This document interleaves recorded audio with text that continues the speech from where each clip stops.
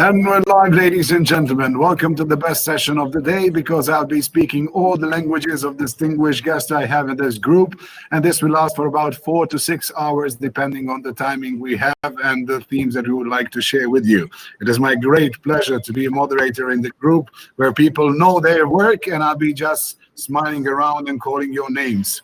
My name is Frano, and I'm very happy to be inside of the parallel session and not just on the stage alone, as nobody is allowed to approach me because of the pandemic. This is the session in which we'll do something involved in the EU mission. So I have to say that we have some great journeys to take you to: climate neutral and smart cities, climate change adaptation and social change, and healthy oceans, seas, coastal and inland waters missions as well. We were all inspired by Apollo 11 mission to put a man on the moon. But we will not have any problems. We don't care about Houston. We just want to talk about EU and all the regions inside the EU. EU missions aim to deliver solutions to some of the greatest challenges Europe is facing. The session will be dedicated to the 3 missions. If you're not sure what to talk about, I only give you right to 3 missions, okay? All the missions are areas mentioned. The involvement of the local and regional actors is key to ensure proper multi-level actions which can enable the climate and digital transitions. Local or regional actors play a crucial role as they are closer to and for their citizens' needs, concerns, and hopes, and can make use of different funding instruments to reach these missions' measurable, time-defined goals. So now is the best time, because everybody will now know his name and everybody else will know who to talk to or ask the questions later on. Ladies and gentlemen, Cities Mission Board member. She's also a Secretary-General of Eurocities. Her name is one lady with many, 2 names and 1 surname, Annalisa Bonni. Ciao. Ah, nice. Ooh, ciao, ciao. Ciao. We have a Climate Adaptation Mission Board member, former MEP and also affiliated to Vern University and Applied of Science, Mirella Holly. Borg. Hello. Mirella speaks the same language, so it's a little bit easier to do that. Bon. Another lovely lady, Mission Board member of the Healthy Oceans, Seas, Coastal and Inland Water Mission. The only lady which loves diving, swimming, and everything connected to the water. And of course, affiliated to the Italian National Institute of Oceanography and Experimental Geophysics, Maria Cristina Parecchio. Ciao, come va? Allora, the European Commission speakers are also with us, who will give some insights from the, of course, European Commission side. Margarida Ribeiro. Hello there. Hello. Missions and Partnership Unit, DG Research and Innovation. She will send the scene of the mission concept. Wow, well done. Concept is always good to have, especially in a closed parallel session. Then we also have Paul Tuinder. Are you with us, Paul? Yes, hello. Great picture behind you. Good choice of the place to speak in the parallel session. Paul is our DG Research and Innovation, Future Urban Mobility System Unit, Mission Team for Cities Mission. We have Philip Tokens with us as well. Philip, are you here? Yeah. Hello. You're still in the office. Pity, right? DG Research and Innovation, Climate Planetary Boundaries Unit in charge for the EC for the mission of the climate adaptation. And that's all on your business card. Congratulations. That's a lot of letters on that one as well. Ziggy, how friends call her, or Ziglinde Huber with us, DG Research and Innovation, Healthy Oceans and Seas Units in charge of the AC of the missions on oceans. Ziggy, alles gut? Hello. Yes. Hi. Hi. Nice to have you all here with me. So, ladies and gentlemen, all the participants of this parallel session, beware, because now, before the Margarida starts speaking in any language she prefers, of course it's English because it's official language, we have something prepared for you. Please take off your mobile phones by sides, remove the sound from them, take your popcorns, because we have a video which we start with. A 1-minute video now.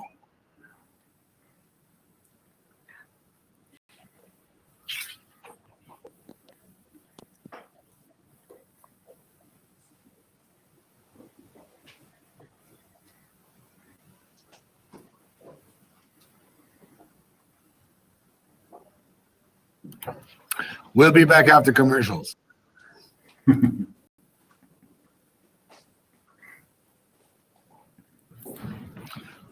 Fire 2020, live from Split, Croatia. Incoming, generic video of mission to be played. If it's not a video now, then Margarida, I have no idea why you're still not talking.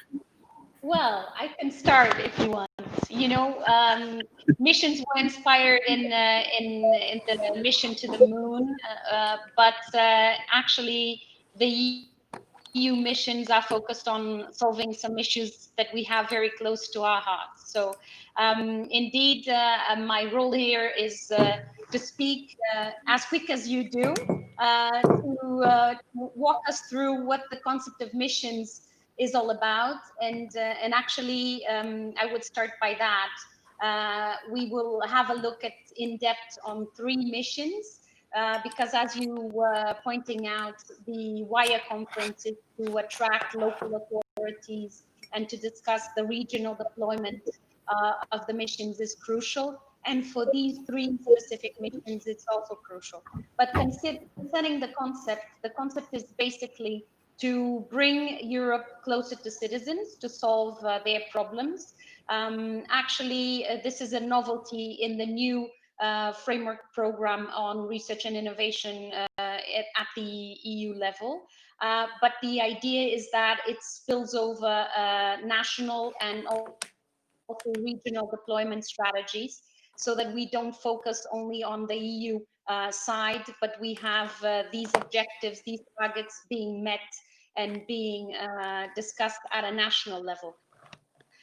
And regional. So these 5 mission areas were discussed and agreed at an interinstitutional level. And now we have been scoping specific targets so that we could, and listening to citizens, so that we could later this year or early next year present specific mission targets that could involve citizens all over Europe to deploy and to mobilize them to act on these. These 5 mission areas are actually quite aligned with the 3 main goals and priorities from the Commission. I would say the European Green Deal, the Beating Cancer Action Plan, but also the fact that this is quite linked with the Conference on the Future of Europe, where Europe commits itself to listen to citizens and to approach the problems that citizens face with a direct answer and in the capacity to mobilize them towards these goals, to be part of the solution. So these missions need to be bold, inspirational. If we have the chance to watch the video, it's actually that. It was a teaser to involve people in this discussion that we had now until September, where the mission boards deliver their reports, and where the Commission now is starting to develop their own implementation plans and priorities based on this excellent work that was done by the 5 mission boards. In a way, these goals need to be ambitious, but also measurable, realistic, and with a time bound. So we want to have impact, and this impact needs to be measurable in people's lives. So we need to see the impact in the upcoming years. So most of the mission titles, I will not just say much more, because the mission boards will present a bit of what they suggested the Commission as priorities, focus on targets that will need to be reached by 2030, which is something that for most of us, we will still be hopefully around without any coronavirus walking around between us. And potentially we will be in WIRE 2030, reporting on some nice examples where communities and local authorities developed their national and local strategies to face the challenges that the mission targets will advance next year.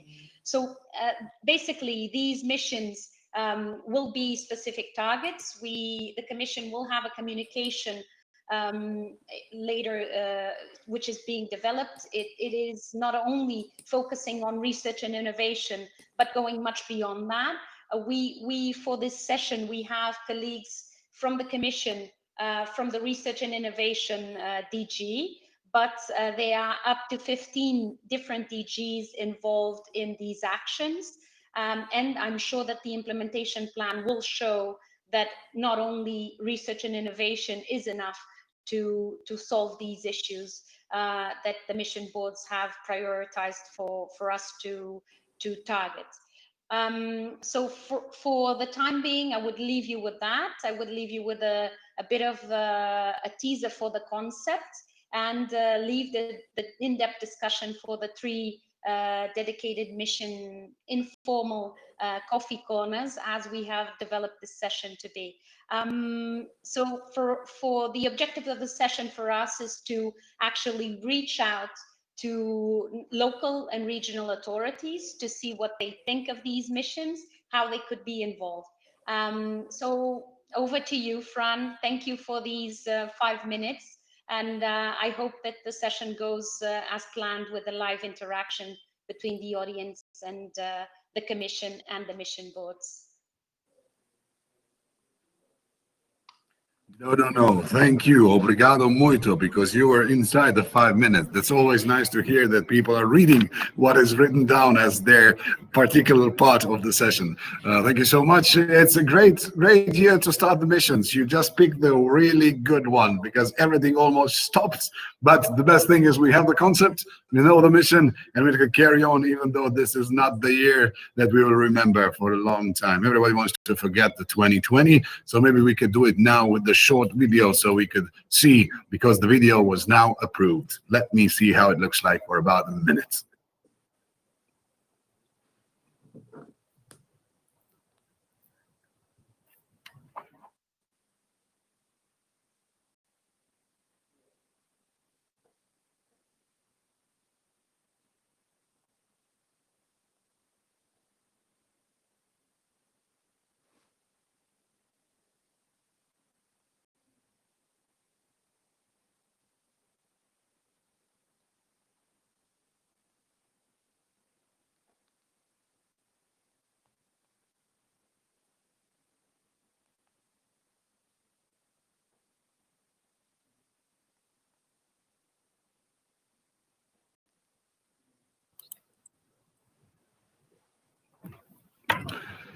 Well, the video is going, but I have a problem with my eyesight. That's the reason why I wear glasses, and I cannot see it. So maybe the best thing is if I see you, to maybe call you and then play video later on, if you're not in problem with that. And I think that after Ms. Ribeiro, we can now talk to our dear Annalisa Boni. She has 100 reasons to talk to us today. So, Anna, 100 climate neutral cities by 2030. It sounds like a Star Wars or maybe something combined. Is it actually possible? We want to hear it. So, Anna, hit it. Turn on the microphone.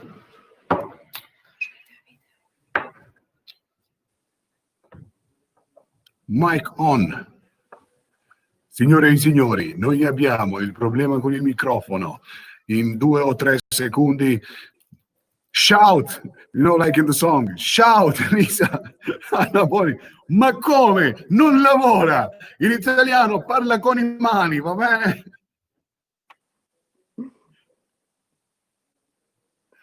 Did you maybe put it in because you're on your earphones? Maybe put it a little bit better.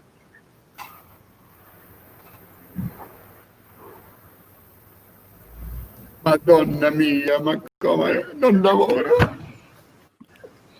We cannot hear you at all. Do you want me to do your presentation?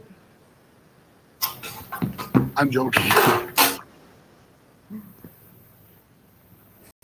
Oh, ciao, come va, Maria?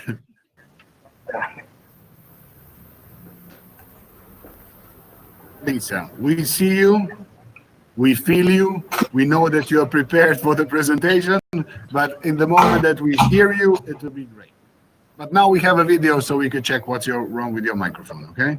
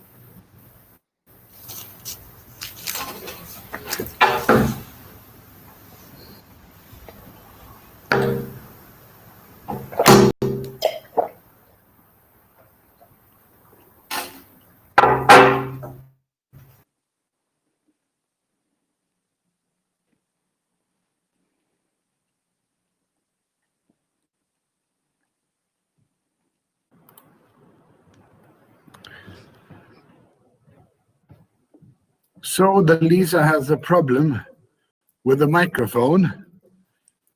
Can you talk now? No, we cannot hear you now.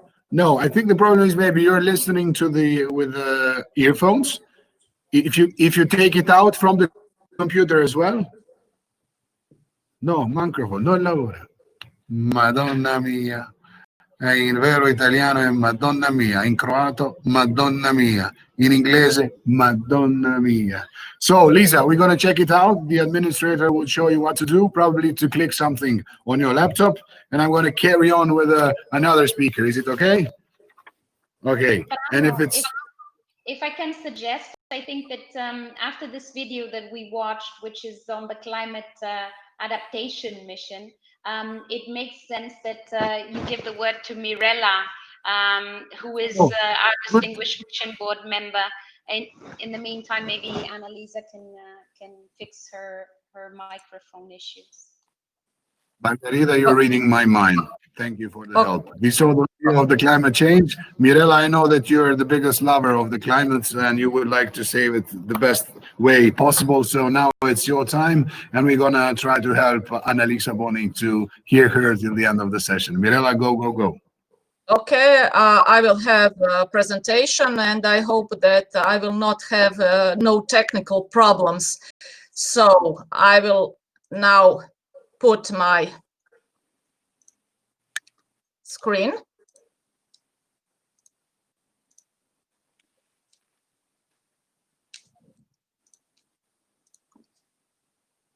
Can you see my my presentation? We see. Thank you for the mission and adaptation and the climate change, including societal transformation. Okay, so you can see my my presentation. Okay, dear colleagues, it is a privilege to present the document named Proposed Mission of Climate Resilient Europe that created members of the Mission Board on Adaptation to Climate Change, including societal transformation. I use this opportunity to thank all members of our Mission Board, Secretariat, and the Mission Assembly, as this document is the result of joint efforts of many people. I hope that we achieved synergy. As dialogue is very important for synergy, I use this opportunity to thank organizers of this conference. As we live in the time of climate crisis that directly affects nature, social and economic environment, it is our responsibility to act in a planned and thoughtful manner. More than ever, EU needs to harness all factors to turn this greatest global threat into an opportunity for better, more sustainable development. Keeping that in mind, the vision of our mission is that in a world of increasing and mutually reinforcing climate disruptions and socioeconomic and environmental challenges, mission will turn the urgent challenge of adapting to climate change into an opportunity to make Europe resilient, climate prepared, and just. This vision can be achieved through fulfillment of three objectives. We need to prepare Europe to deal with climate disruptions, to assist all citizens, communities, and regions in better understanding, preparing for, and managing climate risks. By 2030, all local units and regions will have access to climate risk profiles and enhanced early warning systems for all relevant risks. We'll have adopted climate risk management plans and will have good community infrastructure and services. The second objective is to accelerate transformation to a climate-resilient future, supporting 200 European communities and regions in co-creating a vision, innovation pathways, and developing solutions for transformative adaptation. This means that by 2030, 200 European communities and regions will have developed their own transformative vision, adaptation pathways, tested actionable solutions and conditions for societal transformations toward climate resilience. At the very top is to build a deep resilience in the 100 deep demonstrations of resilience across Europe with emphasis on cross-border cooperation and cohesion. The mission seeks to advance climate adaptation by building resilience as a capacity to cope with climate crisis, but also as an opportunity to undergo transition in a sustainable, fair, and democratic manner. The mission emphasizes importance of an integrated and systematic instead of sectorial and linear approach. A climate-resilient Europe needs resilience of environmental, socio-economic, and political systems. Resilience of environmental systems means commitment to long-term sustainability, in which the precautionary and do no harm principles are embedded in the efforts to regenerate critical community systems most affected by climate impacts. Resilience of socio-economic systems is a commitment to equity, social and gender justice, inclusion of children and youth through new norms, practices, and habits that preserve the environment, enhance well-being, and shift from a market-fixing to a market-shaping framework. Finally, resilience of political systems is a commitment to inclusiveness, deliberation, shared values, solidarity, and respect for diversity, which must involve all relevant stakeholders. In building deep resilience, mission embraces the concepts of co-design, co-implementation, and co-evaluation with citizens and stakeholders in the partner regions and communities. Co-design means that mission will engage and support partners in order to build their own vision of climate resilience and adaptation, tailor-made to local and context-specific challenges and climate risks. Mission will create a portfolio of innovation actions with alternative or complementary strategies and will push partners to sign a climate resilience contract. Co-implementation means that mission will engage and support partners in order to foster production of data and knowledge and design of climate services and innovative solutions. Mission will promote citizen science and all means of joint knowledge gathering and monitoring. We will also establish and operate living mission labs as spaces for learning, designing innovation, fostering dialogues, and deliberation of the regulatory framework.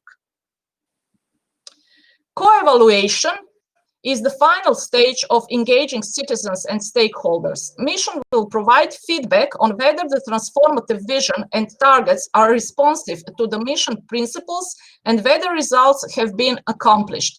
Mission will help to identify knowledge and innovation gaps and design mechanisms to create feedback loops with knowledge generated through Horizon Europe and other platforms. On this slide, you can see areas of research and innovation for transformation. The mission will stimulate major innovations in the management of community systems that are central for resilience building and sustainable development. These key community systems are community and social infrastructure that needs to be regenerated, human health that needs to be protected, nature and ecosystem that needs to be restored, water management that need to be rethink, and rural landscapes and sustainable food systems that need to be revived.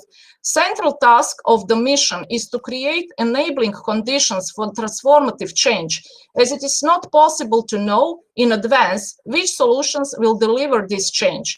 Creation of enabling conditions includes providing data, knowledge, and digital services, facilitating inclusive and deliberative governance, improving education and understanding of behavioral change, and strengthening sustainable and circular local economies and mobilizing funds and resources. This is a very short presentation of our document, but I hope that nevertheless we will have fruitful debate, and thank you for your attention. If you want to know more about our document, you can find it on this link. Thank you very much. No, thank you very much, Mirela, for being the only part of Croatian policymaker who always talked about the climate change, which is also important. I have two short questions for you if you have time. I hope you have. Okay, of And course. the first one goes, if you could give only one advice on how to protect the environment, what would it be? Well, that's a tricky question, right? Yes, I think that we all need to be responsible, and we always think that this is job of somebody else. But I think that we need all to change our usual behavior.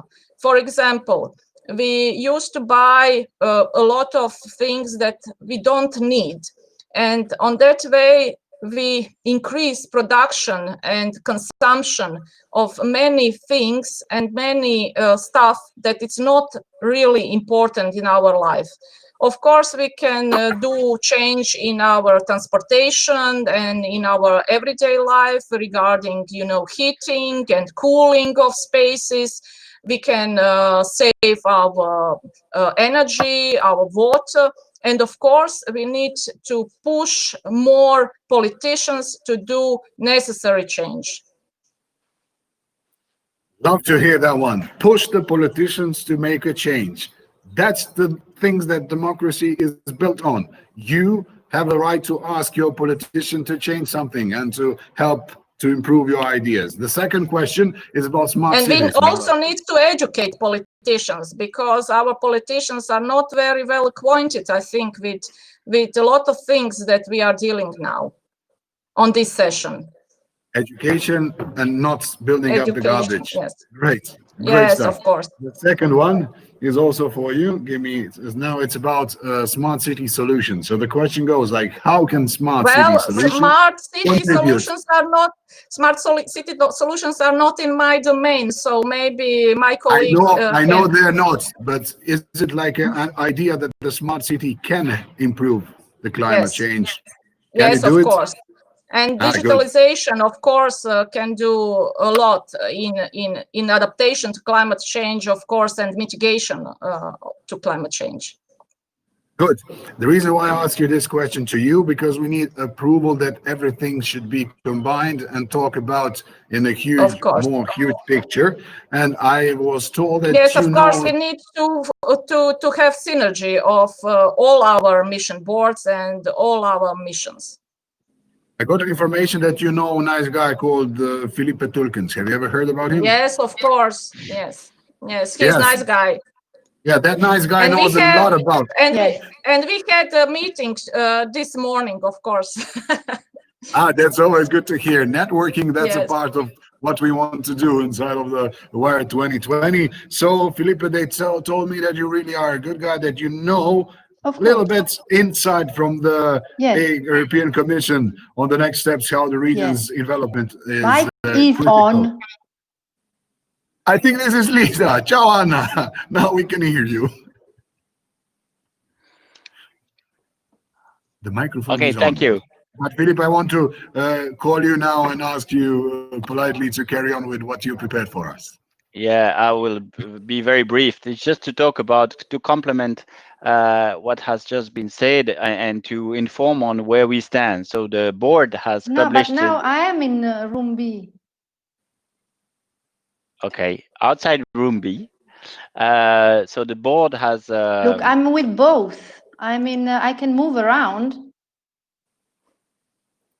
Philip, I'm sorry, our Anna could not do anything a few moments ago. Now she's a superhero. She can be in two parts at the same moment. So admin will now try to call her out so you can carry on, please. Posso farlo in italiano comunque anche. Perché no?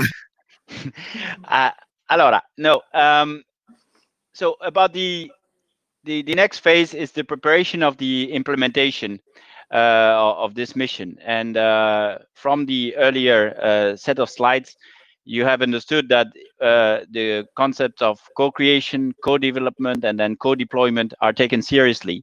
And that's what we aim to do in interacting with the citizens, with the stakeholders, to prepare this implementation, to make sure that this mission correspond to what is needed in the different regions. And I would strongly invite the regions who have all communities who have an interest in this mission to let us know in the commission that you are interested, and then we can co-create the process of design of the activities, the work program of this mission. We'll have a mission implementation platform. Those are initial ideas that we are reflecting on and consulting on with the stakeholders and the regions and the communities to make sure that we can manage on this platform and inform on all the relevant information to build this mission, to deploy it. We'll have communities of practice, which are kind of partnerships to develop and provide transformative solutions in thematic areas of innovation. And I insist on this wording of transformative solutions. The goal is to do things differently and more, to go much further, to innovate much more than just enhancing the ongoing practices. We now have, the clock is ticking actually on climate change. You referred to mitigation, and I'm sure you all know that the EU has committed to climate neutrality by 2050, which is a mitigation objective. But even if we reach that objective, we'll have to adapt to climate change, because the impact of climate change are coming and growing significantly over time. So we need to be prepared and we need to be more resilient. The implementation will, of course, organize the governance with the local and regional authorities, and also the communities that are sufficiently structured to be able to engage in the dialogue, and to make sure that the citizens also are consulted throughout the process. We have done a number of citizen engagement events to receive feedback on the scoping document. We will continue to do so to always check whether the proposals are corresponding to the needs of those people and communities. One of the most frequently asked question is, how do you select the regions that you and communities that you will work with? Because in the pyramid that you have seen in the first slide, you saw that the proposal of the board is to work with 200 regions and communities, and we are developing these criteria, but we are doing that with those regions and communities to make sure that all those who are willing to join, who can commit to participate, who also bring knowledge or funding funding to the initiative, can come on board. And the principle, the inclusiveness of the process is very important. And one way to do that is to make sure that the regions which are ahead in Europe help those who may be lagging behind and are not so ready to prepare their transition and transformation to become more climate resilient. But these are still early ideas, and it's being organized through workshop, through interactions with the stakeholders. There's a lot of contact with the Commission and with the board members. Through the board members, a lot of information is coming through, and I would invite you, if you have an interest, if you represent a community that would be interested, or a region that would be interested, or a local entity that would be interested, to contact either the board member that you can approach easily, or the Commission, so that we can include you in the list of interested parties with whom we will continue the dialogue. Thank you. Thank you, Felipe, for this. Some questions are still arriving for all of you, and we can do it, of course. In the end, Anna, can we now check your microphone? Is it working? Ciao, Can Bella. you hear me now? Yeah! Oh my God! Yeah. Oh, I think this is everybody so can hear you stressful. now, Anna. It was a process, like the process we have in the European Union. I have one big favor to ask you all who are very close to Brussels. please put a huge pressure on internet providers in European Union, because the differences between internet services in 27 state countries are horrible. Upload and download, it's not the same, and it's a huge problem, because if you can say that somewhere, be our voice and shout it out. Okay, now I had to put that out, sorry, because I work in a very strange year now, because everything should be online, and online has some restrictions and problems. But now we solved it all, Anna, in your way, so I think we're ready to see what you prepared for this session. If you're ready, it's a go, go, go. Andiamo. Grazie. Okay. All my energy has gone into trying to connect. Okay. So first of all, one thing, why a mission on cities? First of all, because mitigating climate change at a global level is a huge challenge, and the time for the necessary, transformation, I've heard transformation a lot this afternoon, is very short. Cities cover about 3% of the land on Earth, but they produce 72% of the emissions. So by 2050, we think that 85% of the Europeans will be living in cities. And that's where, in cities, are concentrated, where you can find the most population and the sources of emissions that are, the most important. So that's why it should be tackled. Climate change, the climate emergency should be tackled in cities. Not only the problems are there, but also the responses and the solutions and the potential and the capacity to transform. Also because cities have a direct contact with citizens, and as we know, if we work with citizens, if citizens are on board, then things can happen, even big things. Then the third thing is because cities, and here I mean local authorities, but they're pushed by their citizens as well. They have more ambition, at least they've proved to have more ambition than their national governments. And here I don't want to say any any specific government, but we have seen that very clearly in the council discussions. Then I would say this mission fits very well also in the context of the pandemic, because it's really now the virus, let's say COVID-19, as an agent of change, as well as an excuse and a reason to review strategies of in this case urban regeneration planning, and even models in terms of economy, society, and so on, and therefore follow the Green Deal and so on. So these are the main reasons why a mission on cities. Now with the board, and it's been a very collegial work. As a board, I was the rapporteur, and but everyone was very much on board of the final proposal. The idea is to really support, promote, and showcase 100 European cities in their systemic transformation to climate neutrality by 2030, and making these, we call them 100 cities, innovation hubs as examples and triggers for more cities. So this mission, as I think Margarida said at the very beginning, it's much more than a traditional R&D program. It wants to be a challenging and ambitious, endeavor, where cities commit to transform, to transformation, and engage in it for the benefit of Europe's, transformation and quality of life and more sustainability. Basically, if there's some I'd say, who can bring Europe to the 2050 target, cities can really help in that. So the very quickly main components.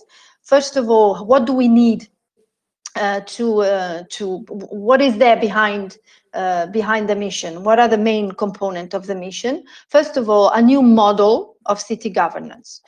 We have seen that the main obstacle to climate transition is not a lack of smart technologies, climate-friendly technologies. All that is very much there, but what is lacking is the capacity and the ability to implement them.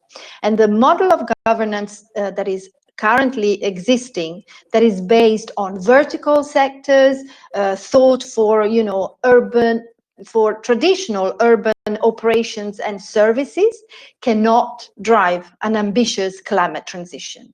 And it's really a systemic transformation that is urgent, needed, accompanied by a more strategic, holistic, and long-term climate investment approach, and also together with a new city governance for climate action.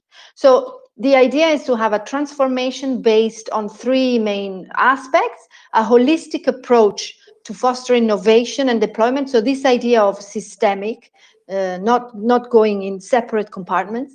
Second, a matrix of integrated and multi-level governance. So it's not the city alone, but the idea is to work with different level of governance. So European, national, regional, and local.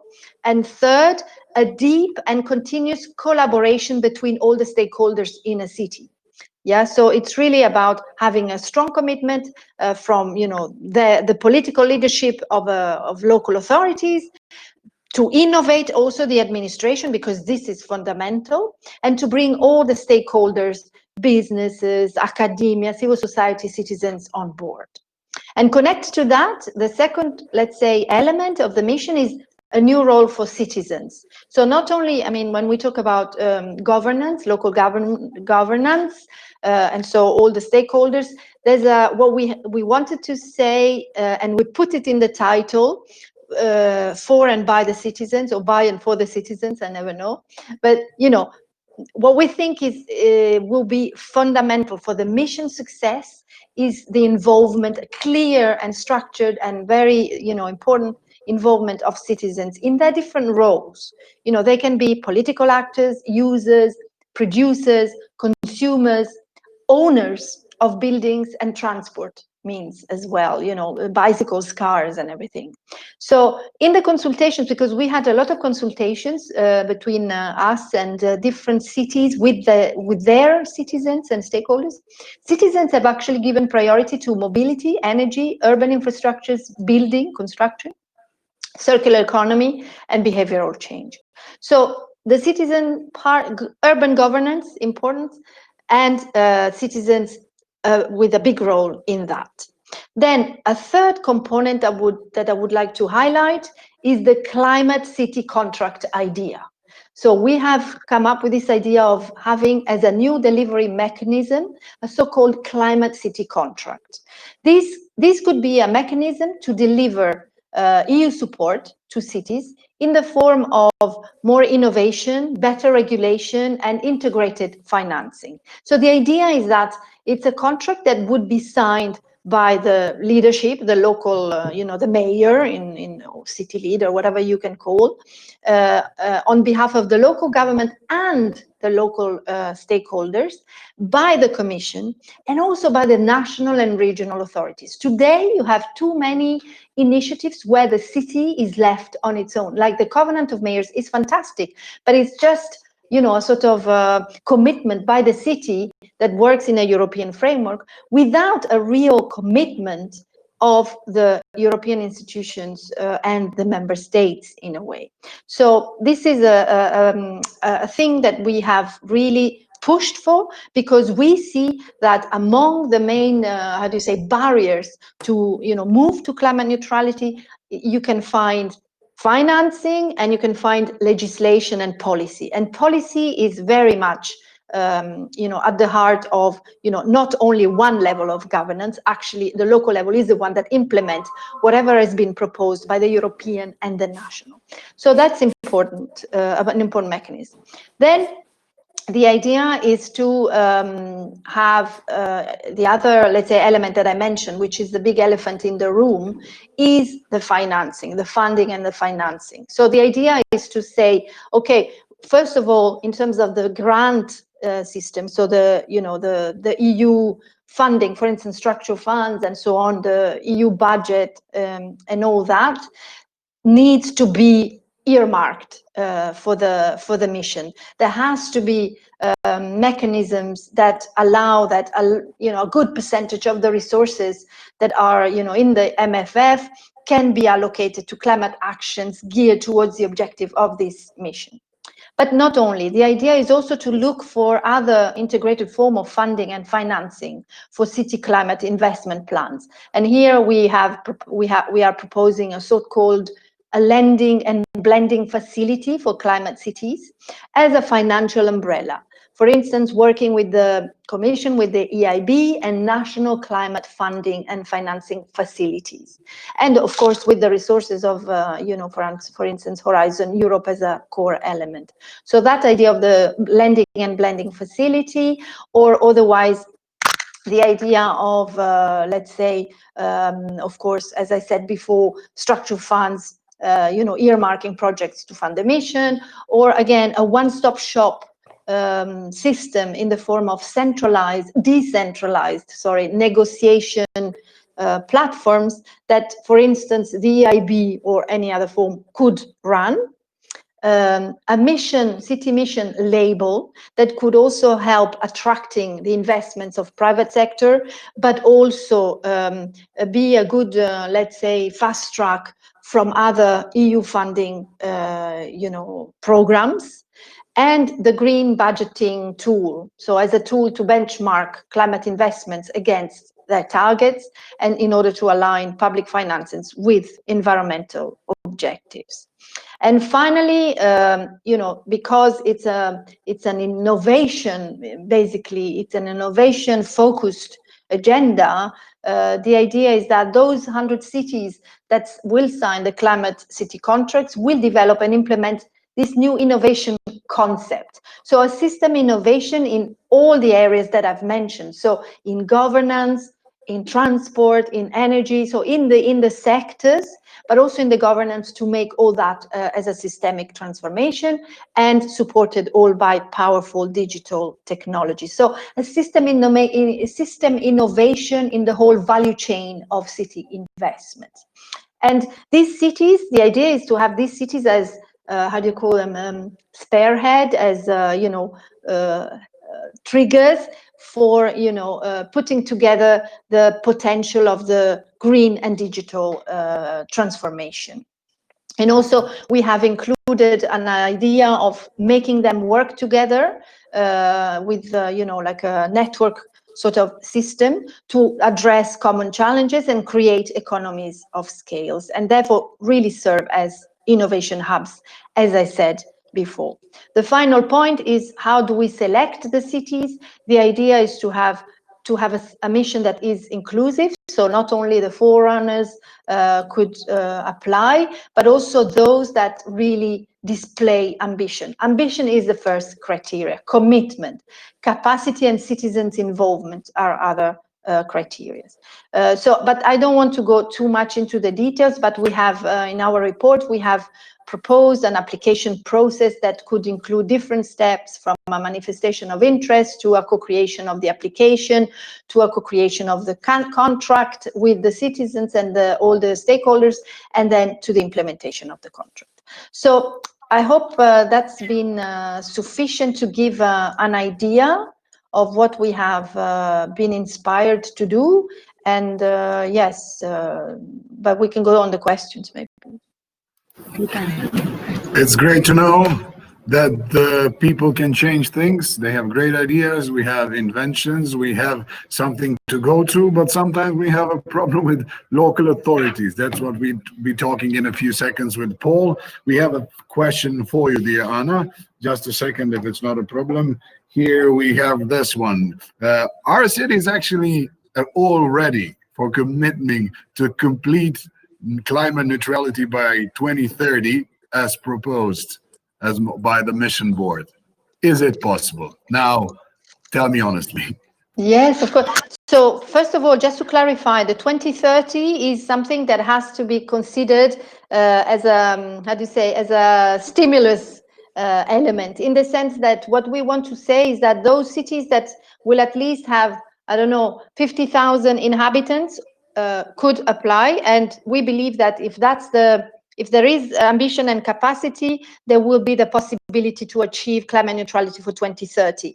Otherwise, if it's a bigger city, it could be a portion of that city that could, let's say, together with the local authorities, apply for climate neutrality for 2030. So yes, it is possible. There are quite a few, especially in the north, like the Finnish and so on, that have climate neutrality targets for 2029 even, like Lahti and Turku and so on.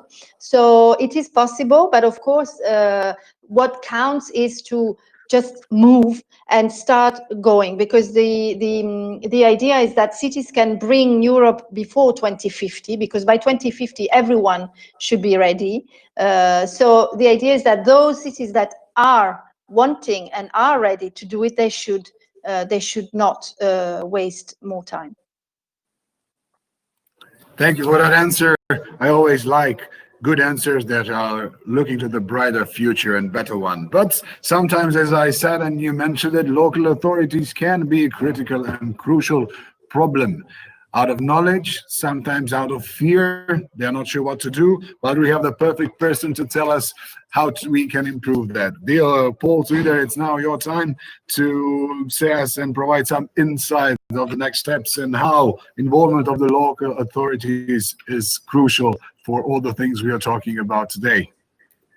Thank you. Yes, as you understand, the mission proposal is exactly what the origin of the mission idea was. It's bold, inspirational, cross-sectoral, multi-governance level, and it is impact-driven. The goal is very clear: climate neutrality by 2030, 100 cities, for and by the citizens. So we congratulate the board on this proposal there. But actually, when it came to the Commission, the first question is, how are we going to do this as an institution there? And we have supported the mission board the last 1.5 years with in total 12 Commission services, 12 DGs, which gives you already a bit of an idea about the complexity also within the Commission itself, what this cross-sectoral and ambitious goal means there. So I think, and this is for all the mission proposals, by the way, we take the proposals very seriously, and that's why the decision was made, go into a preparatory phase and see whether you can put all these elements together. One of the elements would be, because the mission is about impact, it's not about research in terms of demonstration pilots, it's about deployment. For getting to climate neutrality for 100 cities, you will create economies of scale, we hope, for technologies which have not been taken up till now, because there were not economies of scale there. But there is also the governance issue. As is discussed, we will have to try to benefit from the very nice words which we use, synergies. Synergies between research programs, regional programs, other investment programs, which all have their own timings, their own management structure, etc. So what we try to do now in the next phase is try to make an implementation plan where actually the elements which have been proposed by the mission board should be brought together and also should be translated in Commission languages about how we can bring this forward. A very important element will be, as we speak about deployment, the regional aspects there. It's very clear that the regional funds have quite some investment as well in urban projects, in urban development. And it would be very good if we can link up with that. Because one of the very nice things which the mission board has done is, because we asked them as well, what would it cost to get for 100 cities to climate neutrality by 2030? And they gave an order of amount, which is based about 10,000 euro per citizen, and you would get to a figure about 100 billion. Obviously, this cannot be borne by the Horizon Europe program. This is also not the idea because we're not dealing with deployment. It cannot be borne just by regional funds either. It will be having a mixture of national funds, regional funds, public funds, but also private investments. Now, the next phase, this transitional phase, the preparatory phase, is trying to put these elements together and into a thing which we think should be then credible to move forward. Thank you. No, thank you, Paul, for this great presentation and answering some questions. But one short question before we carry on. Lisana also mentioned northern cities. Sometimes the European Union, the local authorities are saying, it's a mentality issue. Can you tell us and confirm, is the concept and the mission clear enough for all the member states to understand what they have to do? You're talking about national, is it me or to Paul? To Paul, if it's not a problem. Well, I think we have to take into account there are huge differences between member states. As we all know, some member states do not consider climate neutrality as their priority. They have other issues to go for. So one of the elements which I think we have to put forward is why it should be also of interest if you have also troubles with unemployment, with other issues which you see in cities. So we have to make a business case where actually we can showcase the advantages also going forward with climate neutrality. The other thing is that it's clear that, and Annalisa already said this, there is a difference between what is the knowledge on city level very often and on national level in terms of policies which they would like to go further with. I think we have seen one example which was in Poland where we saw a difference between the cities were rather enthusiastic, but at national level there's a little bit less support. So there's some education to be done. Thank you. Thank you for the answer. We talked about the cities, and I think now it's time for the video for us to take a short break. So Ivana, please.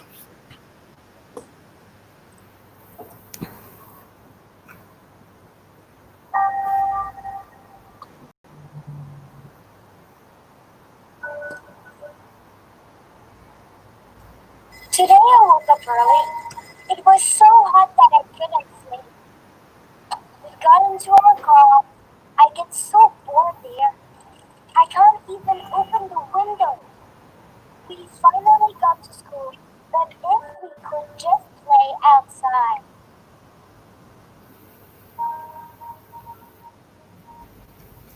But what if we lived in a different city? What if my house was different? What if we could ride to school? And what if we could play outside? Is this a dream? I'd rather think this is a mission. Actually, it's our mission. Our mission is Green City.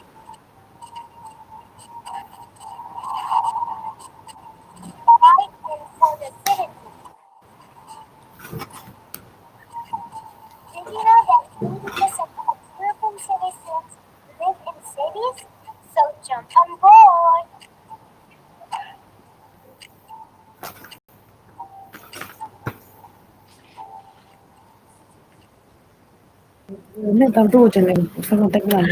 Well, the video of cities is now over. We had a short break with that video, and now we're going to talk of something else as well. Our ladies are waiting to show their knowledge about another very important mission, but the mission Starfish 2030, Restore Our Ocean and Water mission as well.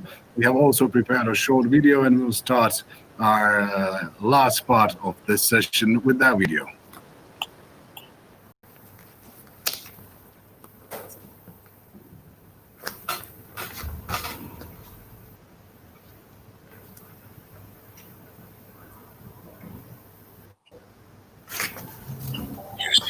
Water is all around us, from the mountain stream to the deepest ocean. Water is life, oxygen, food, energy. Water is beauty when it's not mistreated. Yet, water has a way of fighting back. Go see for yourself, my child. It's scary out here. The ocean is so powerful. My teacher says it regulates weather and so carbon emissions. That's good for the environment. ocean is the guardian of our past, home to amazing treasures in life. There is so much below the surface, mysterious and vast. We know so little, so we keep exploring, looking for answers and solutions. Our ocean, our seas, our coasts, our rivers, they give us so much. Food when we are hungry, peace and refuge when we are troubled, healing when we are ill, opportunities for new adventures. It's time we restore harmony with our ocean and waters. Our mission is to protect our life support system. Sail with us on a great exploration of our blue planet. Together, we can heal it.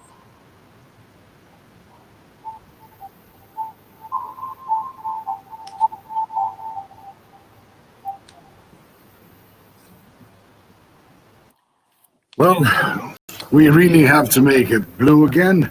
And the lady who was waiting all this time to say how we can do it is Maria Cristina Pericchio. So it's time for you to tell us what we can do to improve the most beautiful seas and waters we need to take care about. Please. So thank you very much for the invitation, for the opportunity to be here with you. Ask Ivana to share the presentation, and if you can share it. The video that we have seen is just giving us a feeling of the importance of seas, water, of the hydrosphere. Now we can see, okay, I don't see anymore. Anyway, good. Next slide, please.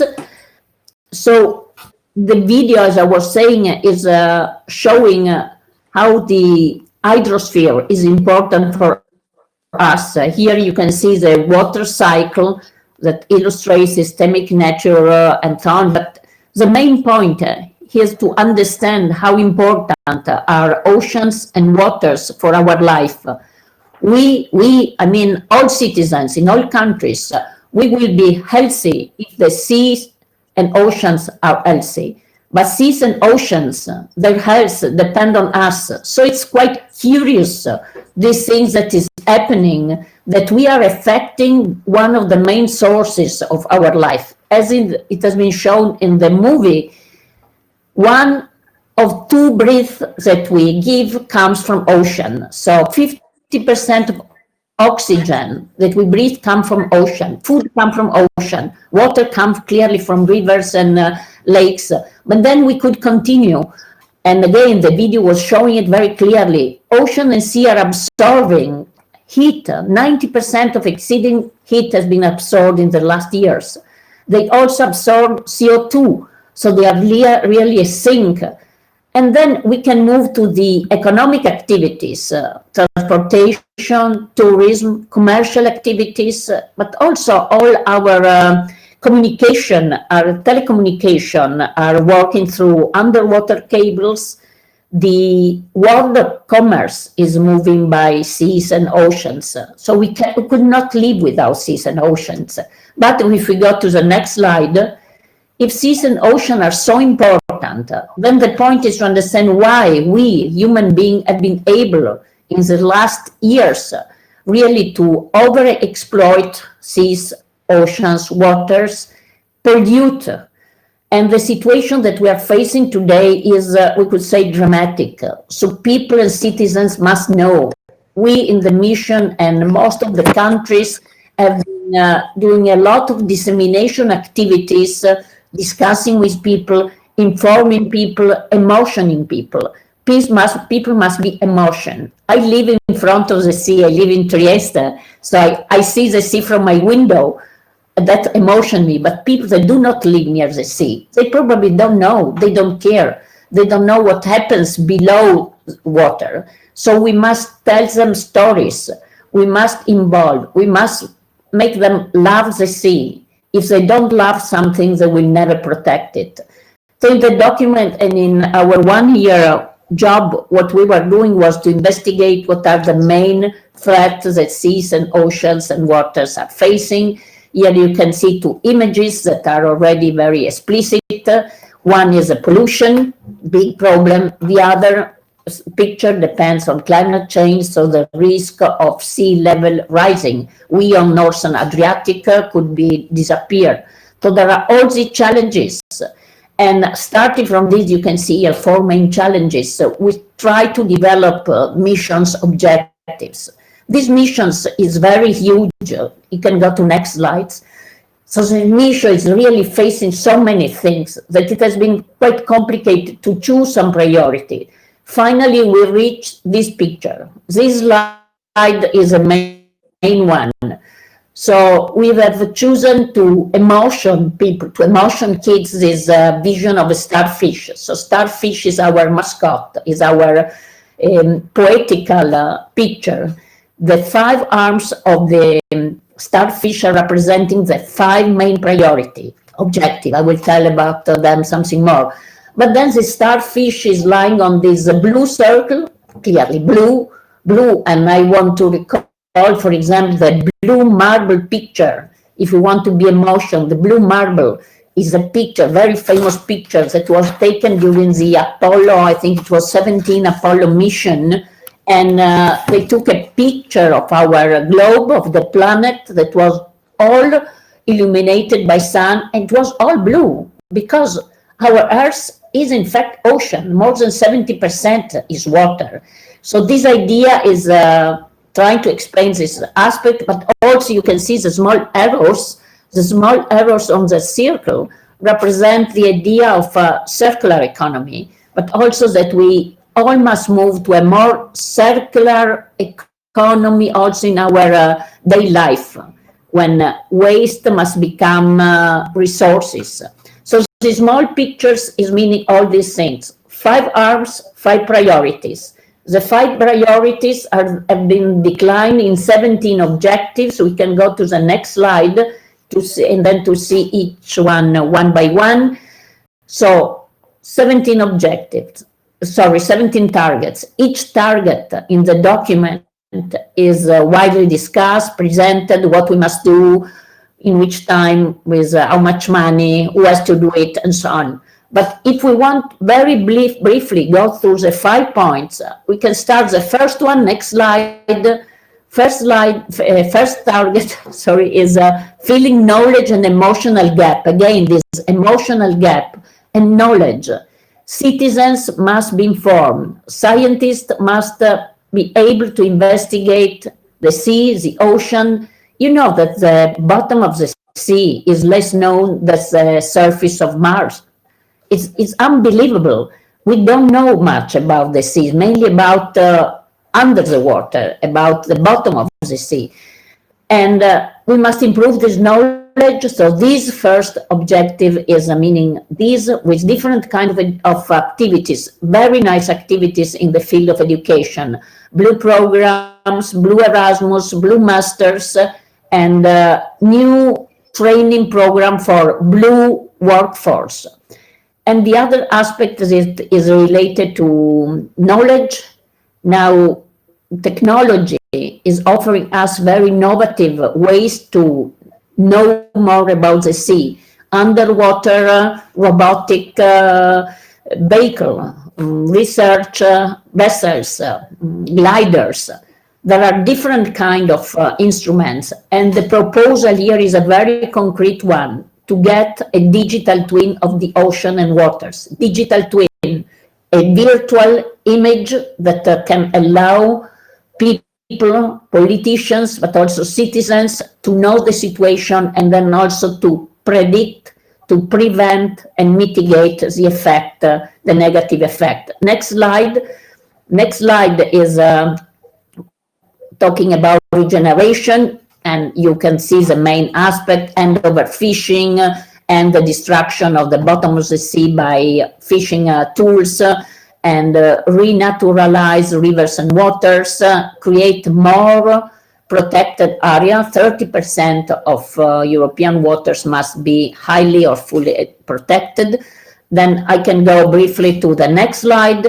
Next is discussing about pollution. Pollution is probably the aspect that people know more, because we are every day, we see on the TV, we read on newspapers about plastic pollution. So we are promoting this zero plastic litter generation. And on this objective, on this specific target, is very interesting that in the mission, there is an aspect, you can read it here in gray, about a pilot program for the Mediterranean Sea. You know that Mediterranean area, we are on the Mediterranean, is very highly polluted. It represents 1% of global seas, but it contains 7% of plastic pollutions. So this pilot that has already been started with a Blue Med program, financed by the Commission, and this is very important. But then you can see also the other aspect, chemical pollution, and I want to point out this aspect of underwater noise that has not been considered until recently, but is very important aspect. And the plastic, this of plastic issues is something that we discuss in all countries with people, with citizens. There have been many events in northern country, but also in Italy and other, talking about this. And there you can create emotion, probably negative emotion. But you know that when the first explorers reached the Mariana Trench, what did they found? Plastic.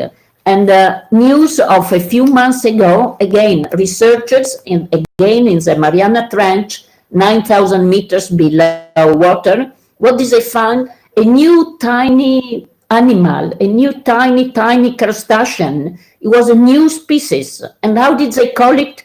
Eurythanes plasticus, because it has plastic in his stomach.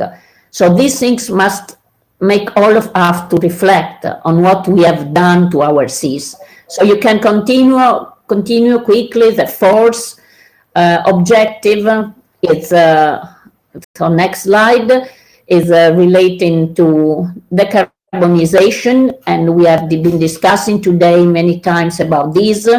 So climate neutral blue tourism, blue aquaculture, and so on. Next slide, five objective is about governance. And this is another subject that we have been discussing, synergy. We must work together, we must integrate policy. Here I can just underline one of the main objectives that we are posing, that is the creation of an European Ocean and Water Agency. We have the European Space Agency. We are asking for European Ocean and Water Agency. Next slide. So these are the five main subjects, but as I've been saying all the time, the involvement of citizens and stakeholders is the main issues, and one of the most time-consuming activities that we did in these last few months is in most countries. There have been surveys. In Italy, we did a big survey, so if Croatian friends are curious about that, I can send information. Northern country did a lot of activities. And again, citizens must be involved, kids must be involved, young people must be involved. If we want responsible individuals, we must start now from small kid. And next slide, I think we conclude with the next one that is saying that time is over. We must act now, we must act all together. The mission Starfish is explaining exactly what we should do, when we should do, and clearly only if all of us take responsibilities, we can have success. Thank you very much. You can just see the next slide with references and contact if we want to get more information. Thanks a lot. Thank you so much, Maria, for this presentation. We live by the sea. We can also see the seaside from the Faculty of Economy, Business and Tourism in Split. Some people who are not close enough to the sea maybe do not get the bigger picture and a problem in which you are now. The question one here was great for you, and you actually almost answered it, but can you confirm? The question was, do you think that elementary school is too early or too late to start? Shall we start maybe in the kindergarten? Absolutely. We must start in the kindergarten. And I'm very pleased to say that when Pascal Lamy, our chair, was asked in Brussels during the Research Innovation Days, they asked him, what would you do as first things, and he said, start educating kids, small kids, kindergarten. And again, I'm saying that if we want responsible citizens, we must educate small kids. And for them, it's easier because they get emotion very easily. Thank you for the question. So it looks like it's late for all of us, but for our children, we still have time. So we should carry on that way as well. Now, one lady was waiting till the end to say and to share her knowledge with us too. Dear Glinda Gruber, can you react and provide an overview of the implementation's next step for us in those minutes in front of us, please? Yes, thank you very much, and hello to everyone. Now, first of all, let me do a homage actually to Croatia, because I looked up and Croatia has 1,777 kilometers of coastline, the mainland, and 4,000 kilometers of the islands, which is fantastic really to set the scene. And why should we keep the Adriatic actually healthy? And the ocean, which was outlined by Christina, and thank you for Christina, it's also linking us to our cultural heritage. And that is particularly relevant, I think, in the Adriatic and in the Mediterranean Sea, but also in other parts. Now, as outlining, I want to link immediately what Christina mentioned and the importance for the early start. What we are now as well working on is on a children's version of the mission report. So the vision that has been put forward to us, given to us by the mission board members, we are working currently with a school in Brussels and asked the older children between 11 and 16 to come up with a children's version. So this is just one element. I can only echo what my colleague said. We are now in this really very exciting process of taking the mission reports, which is a fantastic vision where we should go in the next 10 years, and need to translate it and operationalize it. And I would like to echo 3 of the principles that have already been really put forward by my colleagues. First, we need really to ensure all the synergies in terms of what exists, what has been done successfully, what are the synergies in terms of other initiatives, programs, funding streams, regulations, and both synergies at EU level, regional level, national level, and local level. And also in the case of seas and oceans, of course, the global aspect comes in as well, because we don't have geographical borders. So we need to harvest that, and that is what we are really doing.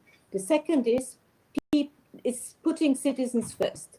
It's really putting people first, because we have talked a lot today about the transitions, the transformations.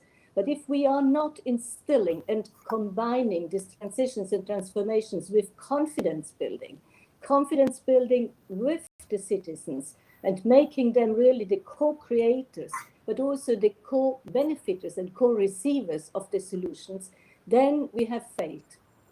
And the third one is really the role of the regions, which is crucial, or the role of the national level, because many of the solutions that need to be provided will require breakthroughs in technology.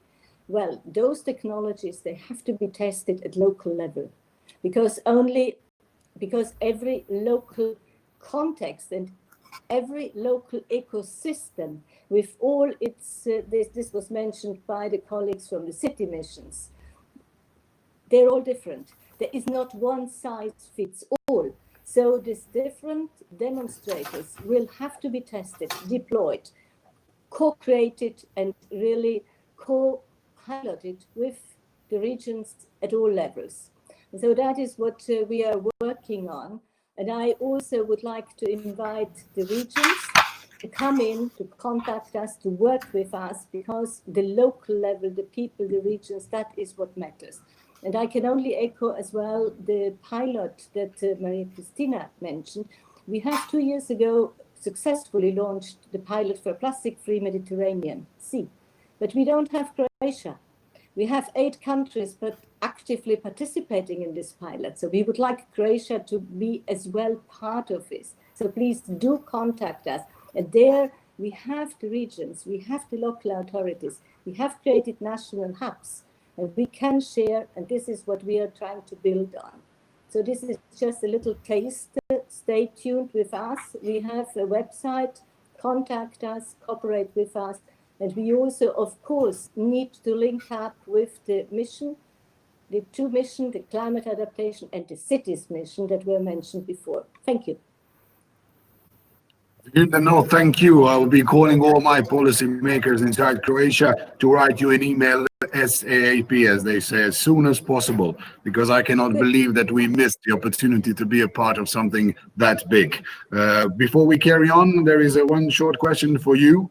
They asked me if I could kindly ask you to emphasize how can regions play an active role for this mission to be a successful one? Is it just talking, or taking some knowledge and anything which we can find in other countries?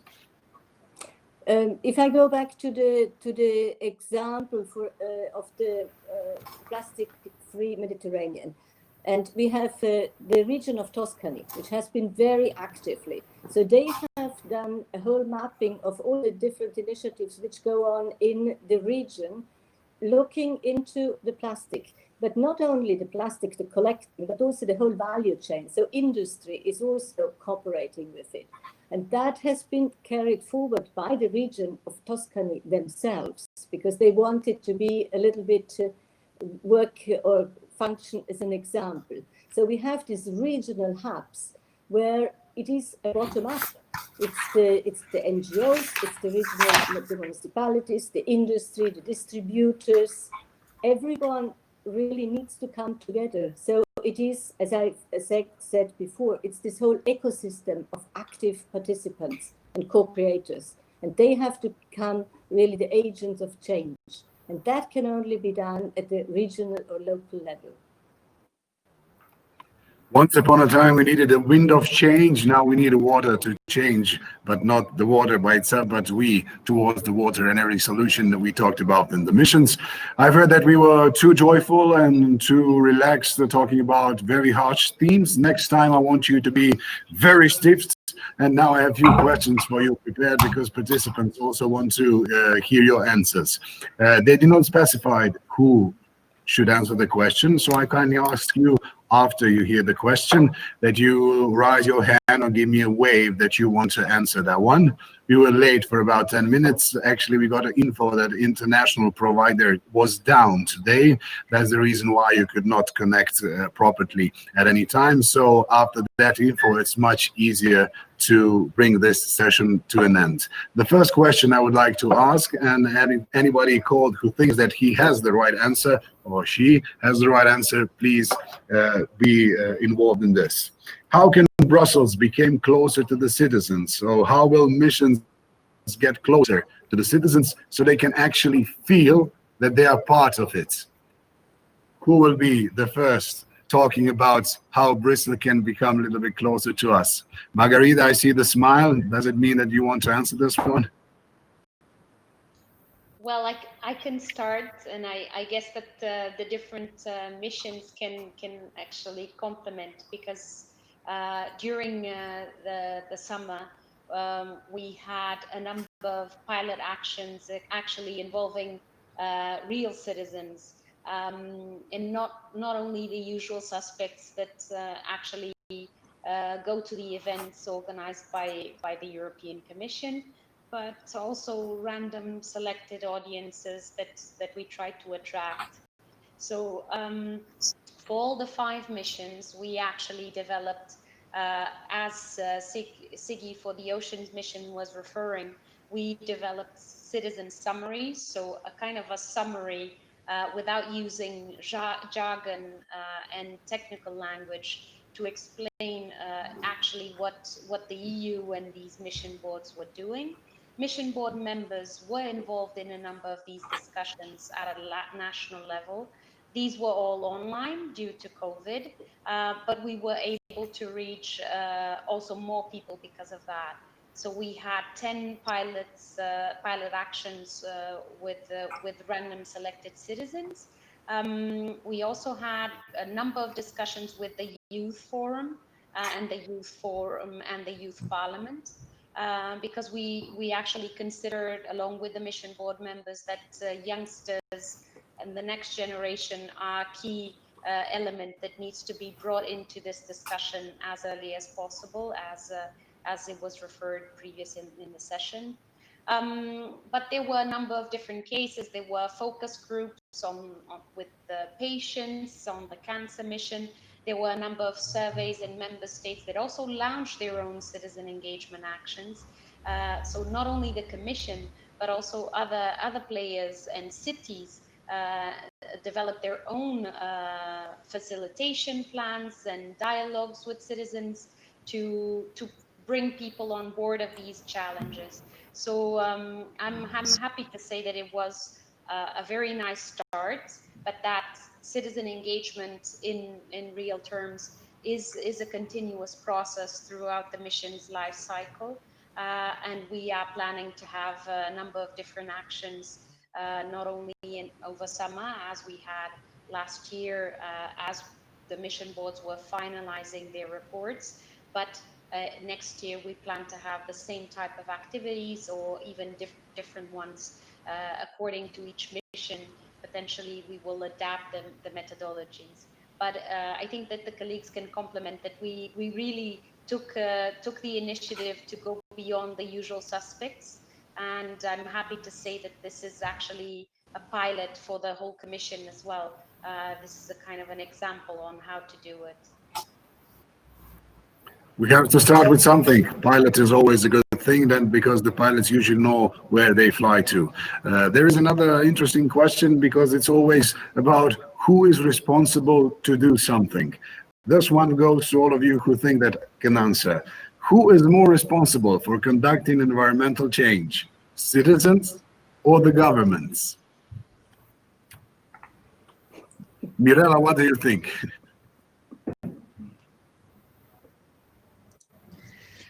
Well, I think that we are all responsible for environmental change, not only citizens and government, but also media. I think that media is a very important stakeholder in this process, because a lot of our citizens consume information through media. So it is very important that media talk about these things. As we all know, this is not the case, because media in this situation is very focused on a lot of clicks and likes and these things. And because of that, they are very keen to present information that are connected with not serious things, but more connected with famous people and something like that. This, of course, means that governments and Brussels needs to think about the change of communication, maybe to try to include influencers also in this process to communicate different these things. But I think that we are all responsible: government, citizens, media, economic subjects, also NGOs are very important, because NGOs also can do a lot of things in spreading of this information. But nobody must be left behind, and all of us must take our part of responsibility. Well, that's the hardest thing. And of course, scientists. I forgot scientists. It's not very good that I forgot scientists, because, you know, Horizon Europe. We forgive you, Mirella. We know that you think about the scientists, but the scientists sometimes need a lot more time, and nobody wants to take the responsibility. It's always easy to push the finger and say that somebody else has to do it. The next question goes to you as well, not actually to you, Mirella, but to all the participants. Do you think that mission will lower the gap between less developed and developed regions and member states? Will that happen? And if you know, how? Felipe, it looks like you're thinking about it twice.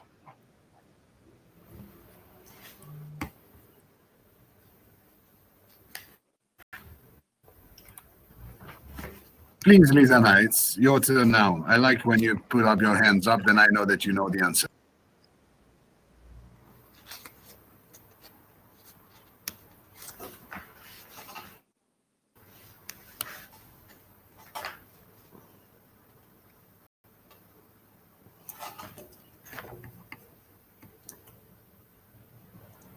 We don't hear you.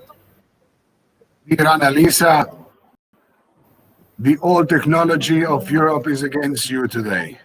Well, tonight. We heard you, but now we don't hear you anymore. Can anybody help with the own microphone who would like to emphasize? Will it help to bring developed and less developed people together? Anna, I think it was you now. Yeah, you hear me? Yeah, now we hear you, please. Right. So now what I said is that there's one thing that we know is that in the mission, we have been really careful, and a lot of discussions took place to make sure that climate neutrality wouldn't be a journey just for those that have a lot of means, have have a national government that backs them, and all this kind of all the good conditions, let's say.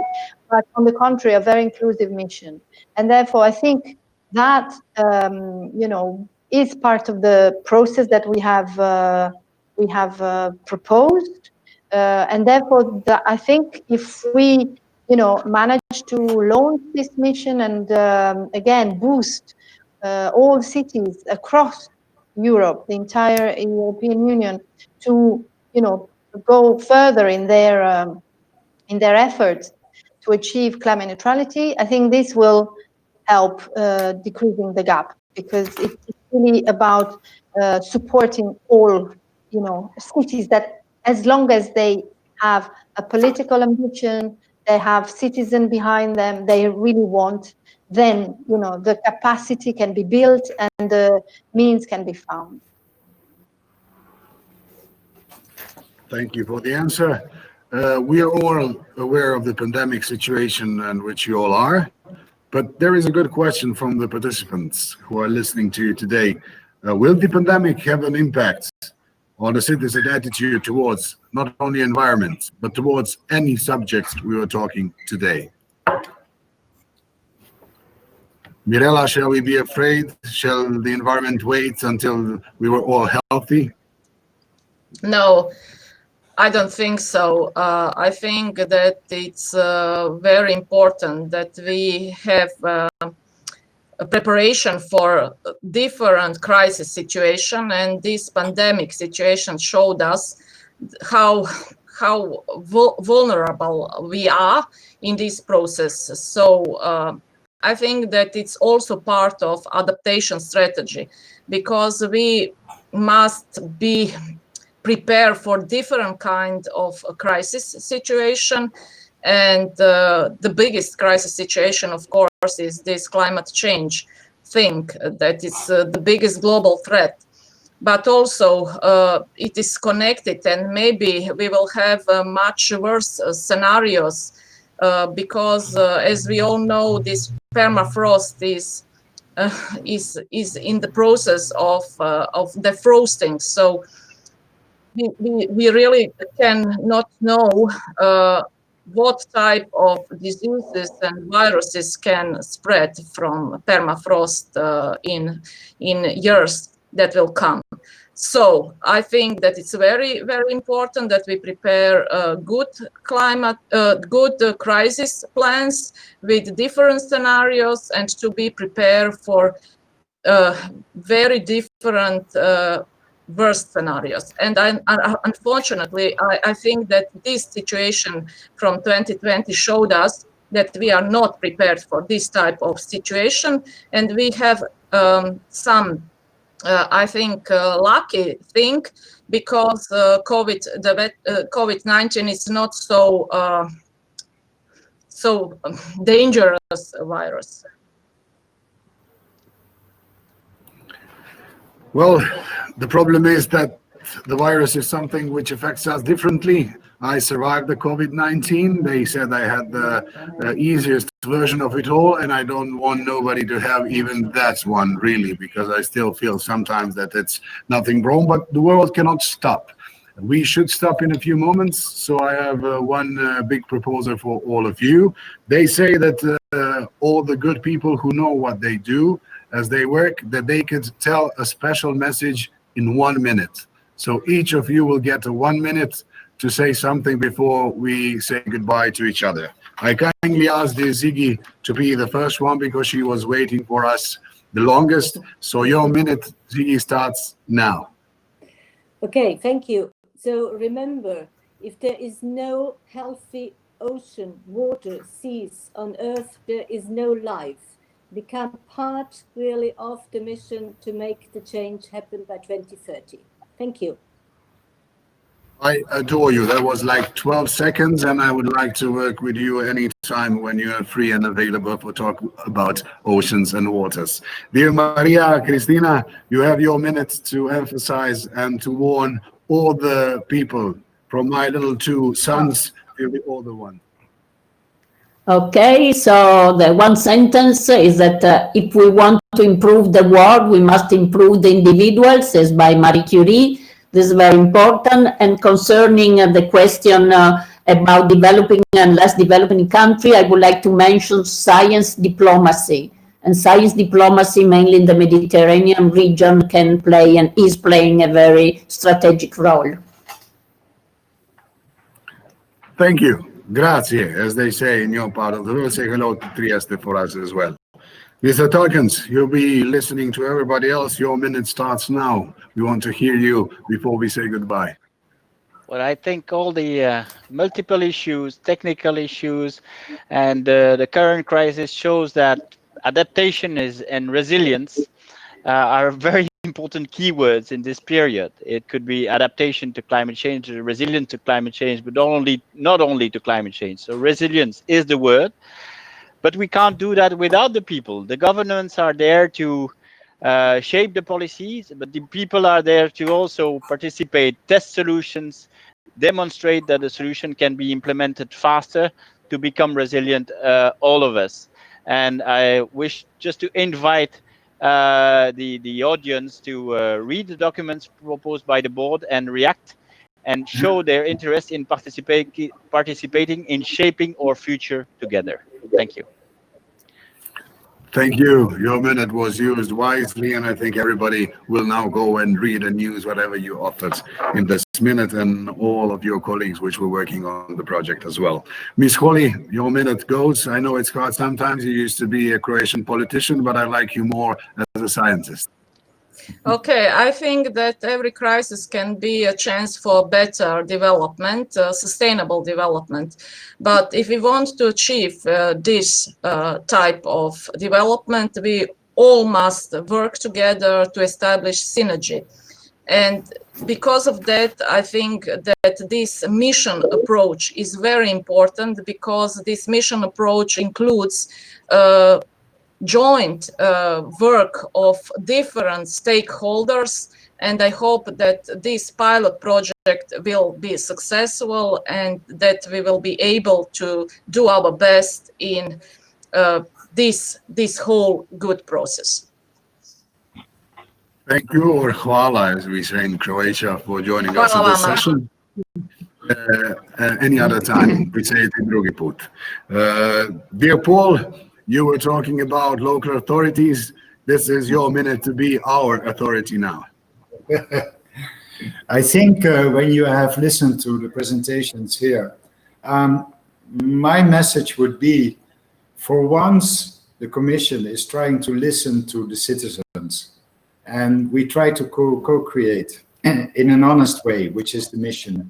So what I would say is, don't lose this opportunity, but participate in all these missions.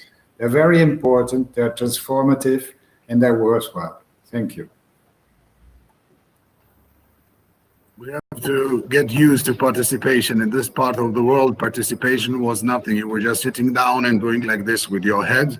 But now time has changed, and thank you for this call for the participation as well.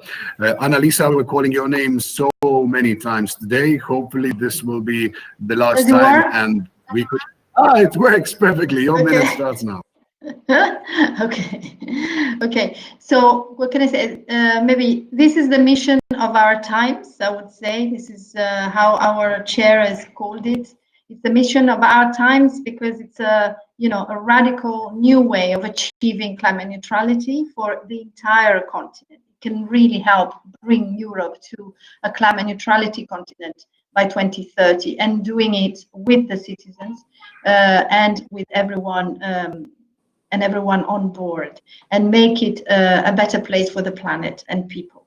So I really hope that in this sort of through this mission, the EU, the member states, the governments, and cities and citizens and local communities will join forces, like all the Americans did when they decided to go and conquer and go and put their feet on the moon. So yeah, it's not going to be easy, but it's really like an attempt, like all the other missions, to really have everyone on board and join forces and start working in a much more integrated, systemic, and with people on board way. So to paraphrase what you said, use a sailboat on the clean ocean and waters, then changing to the Starship, which will take us to Margarida now for the last minute. We're listening your message for the... Well, I have a difficult task after everyone has used their minutes. Well, I would address all the participants, as we cannot see them, and challenge them actually to participate in this dialogue that the Commission is really serious about. In our videos, well, we can draft an email to all of you with some further explanations, and also to get your feedback and ideas on these three missions.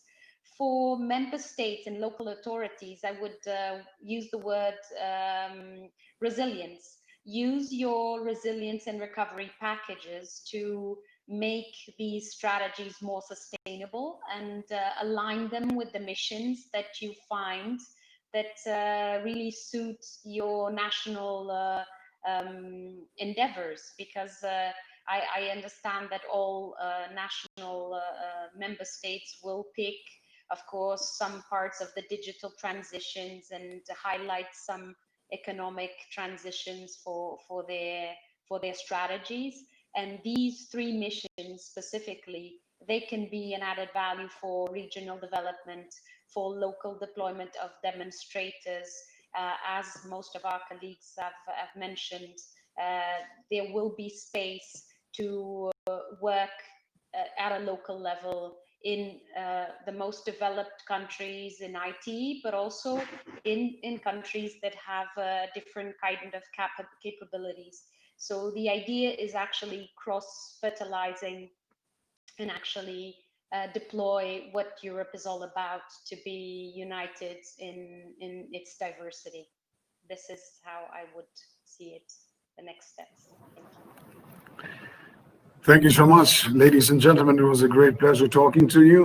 I'm usually only a journalist and radio and TV host, but today I figure out why my sister is such a huge and big thing in Denmark, because she's a PhD master in renewable sources. She always told me, brother, you should take care about the sea. You should use the nature as something which will gather us on a better field toward not the moon. You know, there is a one song in Croatia that says you should always aim to the sky.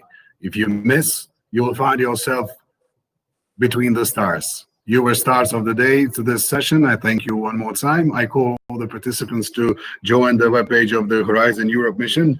And of course, if they have any question, they can always send it on email, rtd-horizon-europe missions, aceurope.eu. Of course, links will be provided and you can find them everywhere. I wish you a pleasant rest of the evening if you have time. Now I have to change because we start with our special Heritage Innovation program for great speed networking.